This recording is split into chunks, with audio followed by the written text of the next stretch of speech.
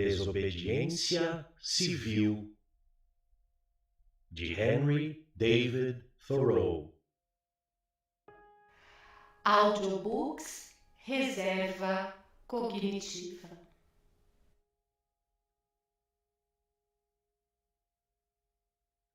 Nunca me recusei a pagar o imposto referente às estradas, pois a minha vontade de ser um bom vizinho é tão grande quanto a de ser um péssimo súdito.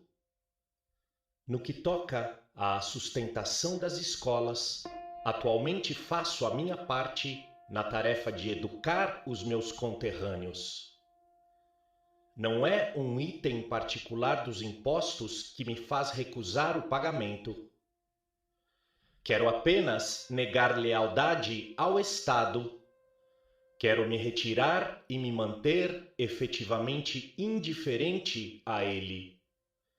Não me importo em seguir a trajetória do dólar que paguei, mesmo se isso fosse possível, até o ponto em que ele contrata um homem ou compra uma arma para matar um homem. O dólar é inocente. O que me importa é seguir os efeitos da minha lealdade. Na verdade, eu silenciosamente declaro guerra ao Estado, à minha moda, embora continue a usá-lo e a tirar vantagem dele enquanto puder, como costuma acontecer nestas situações. Se outros resolvem pagar o imposto que o Estado me exige, nada mais fazem além do que já fizeram quando pagaram o seu imposto, ou melhor, estimulam a injustiça além do limite que o Estado lhes pediu. Se eles pagam um imposto alheio a partir de um equivocado interesse pela sorte daquele que não paga, para salvar a sua propriedade ou para evitar o seu encarceramento, isso só ocorre porque não meditaram seriamente no quanto estão permitindo que os seus sentimentos particulares interfiram no bem geral. Esta, portanto, é minha posição atual. Mas não se pode ficar exageradamente de sobreaviso numa circunstância dessas, pelo risco de que tal atitude seja desviada pela obstinação ou pela preocupação indevida para com a opinião do próximo. Que cada um cuide de fazer apenas o que lhe cabe e só no momento certo.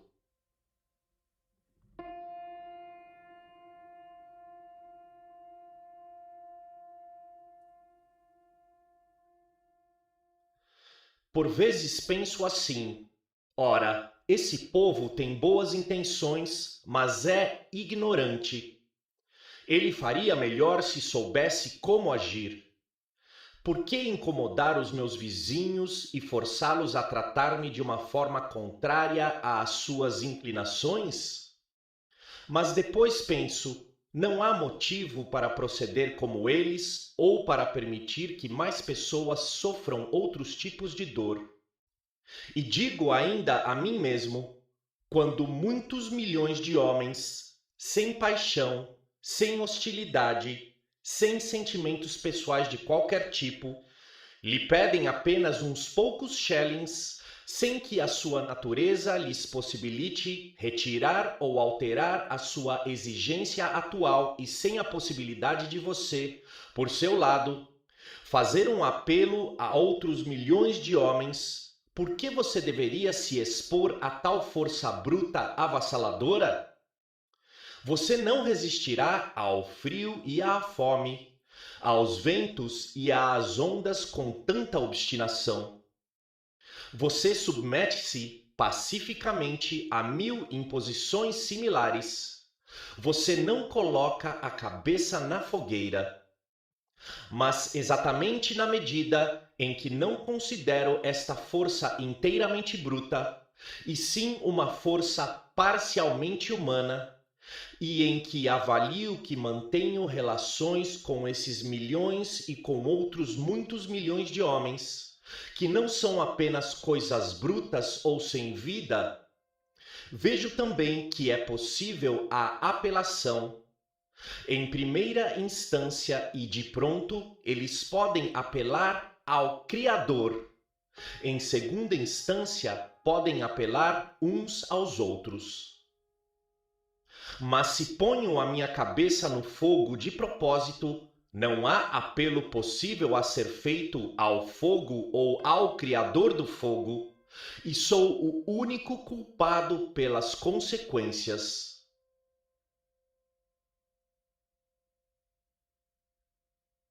Se eu conseguisse convencer-me de que tenho algum direito a me sentir satisfeito com os homens tal como eles são, e a tratá-los de acordo com isso e não parcialmente de acordo com as minhas exigências e expectativas de como eles e eu mesmo deveria ser, então, como bom muçulmano e fatalista, eu teria que me esforçar para ser feliz com as coisas como elas são e proclamar que tudo se passa segundo a vontade de Deus.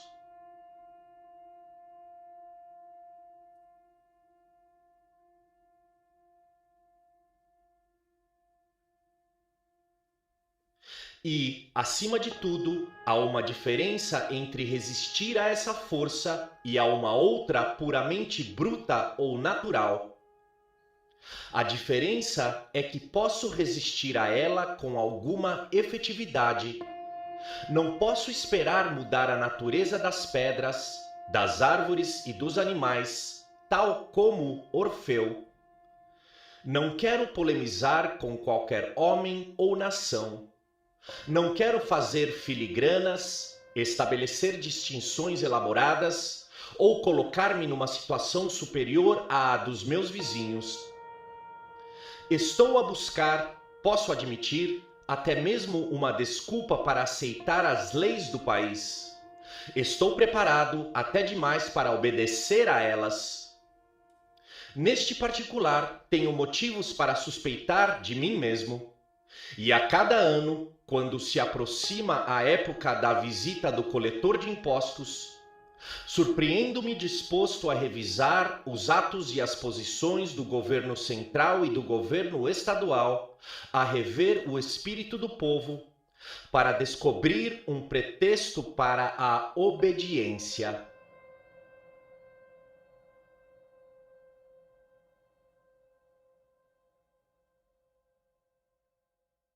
Devemos ter afeto ao nosso país como aos nossos pais.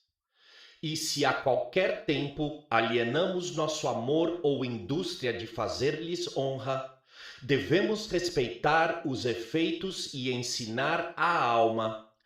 Questão de consciência e religião e não desejo de domínio ou benefício. Devemos ter afeto ao nosso país como aos nossos pais. E, se a qualquer tempo alienamos nosso amor ou indústria de fazer-lhes honra, devemos respeitar os efeitos e ensinar à alma. Questão de consciência e religião e não desejo de domínio ou benefício. Acredito que logo o Estado será capaz de aliviar-me de todos os encargos deste tipo, e então não serei mais patriota do que o resto dos meus conterrâneos. Encarada de um ponto de vista menos elevado, a Constituição, com todos os seus defeitos, é muito boa. A lei e os tribunais são muito respeitáveis. Mesmo o estado de Massachusetts e o governo dos Estados Unidos da América são, em muitos aspectos, coisas admiráveis e bastante raras, pelas quais devemos ser gratos, tal como nos disseram muitos estudiosos das nossas instituições. Mas, se elevarmos um pouco o nosso ponto de vista, elas mostram-se tais como as descrevi. E indo mais além, até chegarmos ao mais alto, quem será capaz de dizer o que são elas, ou quem poderá dizer que sequer vale a pena observá-las ou refletir sobre elas? Entretanto, não me preocupo muito com o governo e quero dedicar a ele o menor número possível de reflexões. Mesmo no mundo tal como é agora, não passo muitos momentos sujeito a um governo. Se um homem é livre de pensamento, livre para fantasiar, livre de imaginação, de modo que aquilo que nunca é, lhe parece ser, na maior parte do tempo, governantes ou reformadores insensatos não são capazes de lhe criar impedimentos fatais. Sei que a maioria dos homens pensa de maneira diferente de mim, mas não estou nem um pouco mais satisfeito com os homens que se dedicam profissionalmente a estudar estas questões e outras parecidas, pelo fato de se colocarem tão integralmente dentro da instituição. Os homens de Estado e os legisladores nunca conseguem encará-la nua e cruamente. Eles gostam de falar sobre mudanças na sociedade, mas não têm um ponto de apoio situado fora dela. Pode ser que haja entre eles homens de certa experiência e critério e evidentemente capazes de criar sistemas engenhosos e até úteis, pelos quais lhes devemos gratidão. Mas todo o seu gênio e toda a sua utilidade não ultrapassam certos limites relativamente estreitos. Eles tendem a esquecer que o mundo não é governado através de decisões e conveniências. Webster nunca chega aos bastidores do governo e, por isso, não pode ser uma autoridade no assunto. As suas palavras são sábias apenas para os legisladores que não cogitam de qualquer reforma essencial no governo existente. Para as exigências dos pensadores e dos que fazem leis duradouras, ele nem chega a visualizar o assunto. Conheço algumas pessoas cujas especulações serenas e sábias logo revelariam os limites do alcance e da hospitalidade da imaginação de Webster. Mesmo assim, quando comparadas com as paupérrimas declarações da maioria dos reformadores e com a mentalidade e a eloquência ainda piores dos políticos em geral, as suas palavras são praticamente as únicas que têm valor e revelam sensibilidade. Devemos, por isso, agradecer ao céu por contarmos com Webster. Em termos comparativos, ele é sempre impetuoso, original e, acima de tudo, prático. Mas a sua virtude não é a sabedoria, e sim a prudência. A verdade de um jurista não é a verdade, mas a consistência ou uma conveniência consistente. A verdade está sempre em harmonia consigo mesma, e a sua importância principal não é a de revelar a justiça que porventura possa conviver com o mal. Webster bem merece o título pelo qual é conhecido: defensor da Constituição.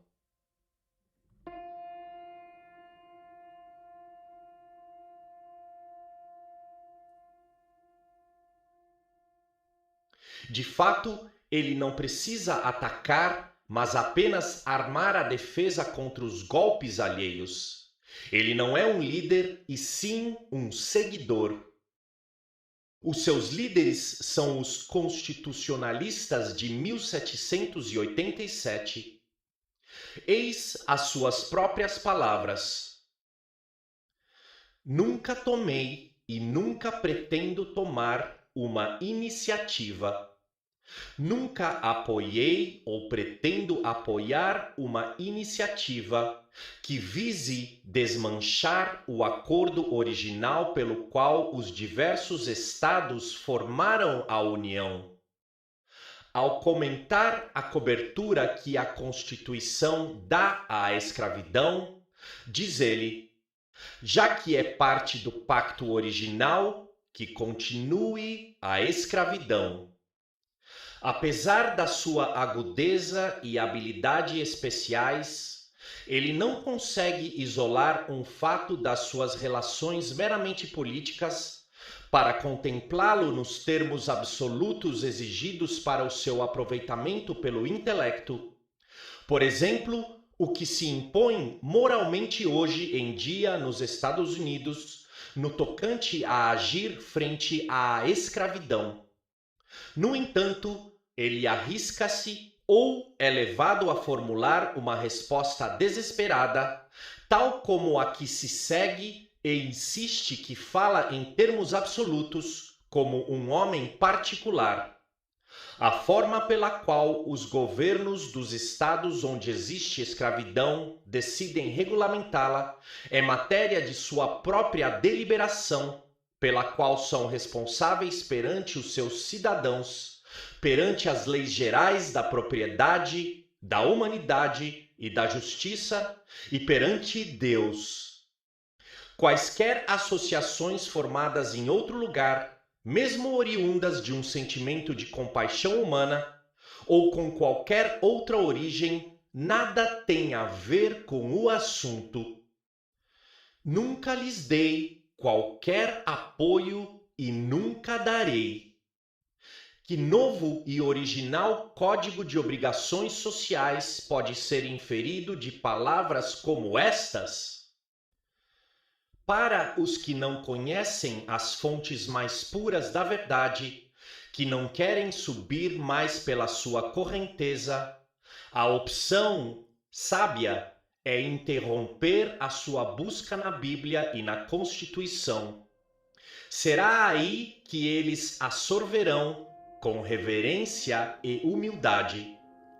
Mas para aqueles que conseguem perceber que a verdade vem mais de cima e alimenta esse lago ou aquele remanso, é preciso preparar de novo o corpo para continuar a peregrinação até chegar à nascente. Ainda não surgiu um homem dotado de gênio para legislar no nosso país. Homens assim são raros na história mundial. Oradores, políticos e homens eloquentes existem aos milhares, mas ainda estamos por ouvir a voz do orador capaz de solucionar as complexas questões do dia a dia. Amamos a eloquência pelos seus méritos próprios e não pela sua capacidade de pronunciar uma verdade qualquer, nem pela possibilidade de inspirar algum heroísmo. Os nossos legisladores ainda não aprenderam a distinguir o valor relativo do livre comércio frente à liberdade, à união e à retidão. Eles não têm gênio ou talento nem para as questões relativamente simplórias dos impostos, das finanças, do comércio e da indústria, da agricultura. A América do Norte não conseguiria manter por muito tempo a sua posição entre as nações se fôssemos abandonados à esperteza palavrosa dos congressistas. Felizmente contamos com a experiência madura e com os protestos efetivos do nosso povo. Talvez não tenha o direito de afirmar isto, mas o Novo Testamento foi escrito há 1800 anos. No entanto, onde encontrar o legislador suficientemente sábio e prático para se aproveitar de tudo o que esse texto ensina sobre a ciência da legislação? A autoridade do governo, mesmo do governo ao qual estou disposto a me submeter, pois obedecerei com satisfação aos que saibam e façam melhor do que eu e, sob certos aspectos, obedecerei até aos que não saibam nem façam as coisas tão bem. É ainda impura.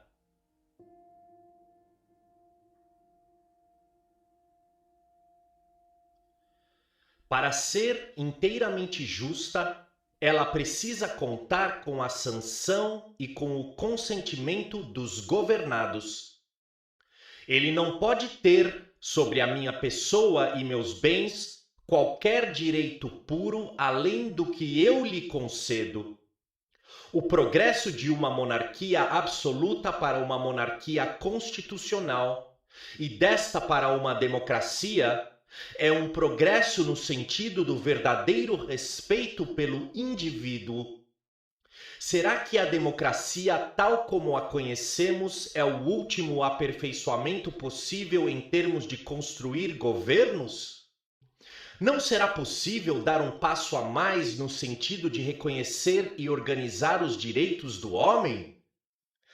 Nunca haverá um Estado realmente livre e esclarecido até que ele venha a reconhecer no indivíduo um poder maior e independente, do qual a organização política deriva o seu próprio poder e a sua própria autoridade, e até que o indivíduo venha a receber um tratamento correspondente. Fico imaginando, e com prazer, um Estado que possa enfim se dar ao luxo de ser justo com todos os homens e de tratar o indivíduo respeitosamente como um vizinho. Imagino um Estado que sequer consideraria um perigo à sua tranquilidade a existência de alguns poucos homens que vivessem à parte dele, sem nele se intrometerem, nem serem por ele abrangidos, e que desempenhassem todos os deveres de vizinhos e de seres humanos. Um Estado que produzisse esta espécie de fruto e que estivesse disposto a deixá-lo cair logo que amadurecesse, abriria caminho para um Estado ainda mais perfeito e glorioso. Já fiquei a imaginar um Estado desses, mas nunca o encontrei em qualquer lugar.